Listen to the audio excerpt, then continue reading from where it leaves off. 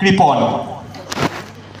আমি ভিক্ষা করে ফিরিতেছিলাম গ্রামের পথে পথে, তুমি তখন চলেছিলে তোমার স্বর্ণরথে। অপূর্ব এক স্বপ্ন সম লাগিতেছিল চক্ষে মম। কি বিচিত্র শোভা তোমার, কি বিচিত্র সাজ। আমি মনে ভাবিতেছিলাম, এ কোন মহারাজ। আজি শুভক্ষণে রাত পোহালো, ভেবেছিলাম তবে আজ আমারে দাঁড়ে দাঁড়ে ফিরিতে নাহি হবে। বাহির হতে নাহি হয় কাহার দেখায় পেলাম পথে।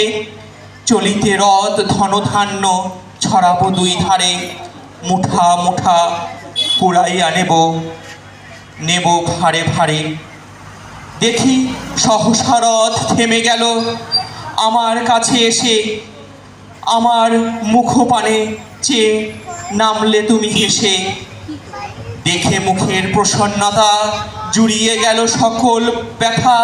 হেন কালে কিসের লাগি তুমি অকস্মাৎ আমারে কিছু দাও গো বলে বাড়াইয়ে দিলে হাত।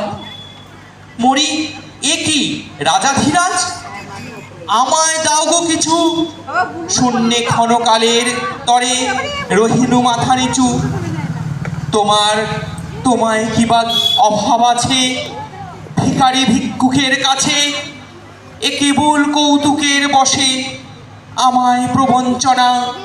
ঝুলি হতে দিলেম তুলে একটি ছোট্ট কণা। যবে পাত্রখানি ঘরে এনে উজাড় করি, এ কি ভিক্ষা মাঝে একটি ছোট্ট সোনার কণা দেখি। দিলেম যা রাজ ভিখারিরে, স্মরণ হয়ে এলো ফিরে।